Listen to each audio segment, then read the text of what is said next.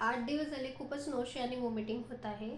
त्याच्यामुळे मी काल urine taste केली, तर माझी ती पॉझिटिव्ह आली आहे.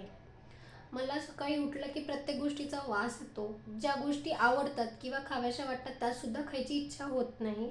दुधाचा वास आला तरी मला मळमळ करतं. सकाळी उठल्यानंतर चक्रा खूप येतात. असं वाटतं झोपूनच राहावं, उठायची इच्छा होत नाही. अशक्तपणा पण खूप जाणवतो. हे सर्व कशामुळे? कॉंग्रॅच्युलेशन्स, तुम्ही आई होणार आहात. नमस्कार, मी आहे डॉक्टर कल्याणी चव्हाण. मी एक गायनेकोलॉजिस्ट आहे.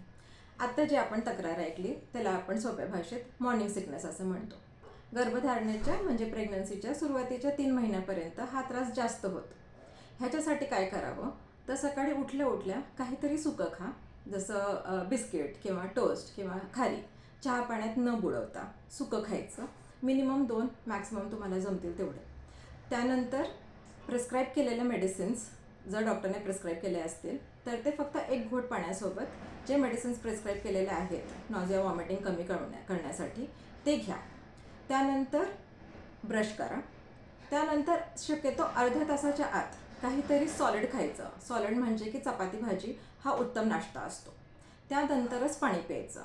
लक्षात ठेवा, जोपर्यंत आपण काही सॉलिड घेत नाही तोपर्यंत काही लिक्विड घ्यायचं नाही. लिक्विड म्हणजे की चहा, दूध, पाणी, ज्यूस अगदी काहीच घ्यायचं नाही. एकदा आपण चपाती भाजीचा नाश्ता केला आहे त्यानंतरच पाणी प्यायचं. त्यानंतर जर तुम्ही नॉनव्हेज खाऊ शकता, अंडी जर तुम्हाला चालत असतील तर उकडलेली अंडी हा बेस्ट प्रकार असतो अंडी घ्यायचा. तर मिनिमम 2 किंवा 1 जमतील तेवढे अंडी खा. त्यानंतर दूध, त्याच्यात प्रोटीन पावडर हे असणं उत्तम असतं. हे सगळं 8च्या आत व्हायला पाहिजे. त्यानंतर 10-11 वाजता काहीतरी सॉफ्ट नाश्ता करायचा, जसं शिरा, उपमा, पोहे, इडली, डोसा काहीतरी खायचं.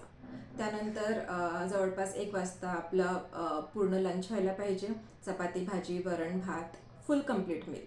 त्यानंतर साधारण 4-5 वाजता पण काही फ्रूट्स किंवा लाईट स्नॅक्स असावं. संध्याकाळी 9च्या आत चपाती, भाजी, वरण, भात, 1 ग्लास दूध आणि प्रोटीन पावडर हे सगळं 9च्या आत संपून जायला पाहिजे. लक्षात ठेवा, दर 3 तासाला काहीतरी खायचं. जास्त वेळ उपाशीपोटी राहायचं नाही.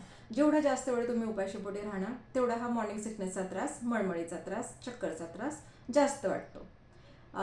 दिवसभरातनं शक्यतो 3-3.5 लिटर पाणी प्यावं. जर साधं पाणी जमत नसेल तर लिंबू पाणी, नारळ पाणी, कुठल्याही प्रकारचं ज्यूस. दिवसभरातनं 3-3.5 लिटर फ्लुइड्स हे आपल्या शरीरात जाणं महत्त्वाचं आहे. हे सगळं असं केल्यावरती हा त्रास कमी होतो. 3 महिन्यानंतर शक्यतो हा त्रास कमी होऊन जातो आपोआपच. पण जर नाही झालं तर आपण जे डॉक्टरांनी मेडिसिन्स प्रिस्क्राईब केलेले आहेत ते 9 महिनेसुद्धा घेतलेले चालतात. ते पूर्णपणे सेफ असतात प्रेग्नन्सीमध्ये. तुमच्या किंवा तुमच्या बाळावरती काहीही वाईट परिणाम होत नाही. अधिक माहितीसाठी कॉन्टॅक्ट करा कल्याणी हॉस्पिटल. नमस्कार.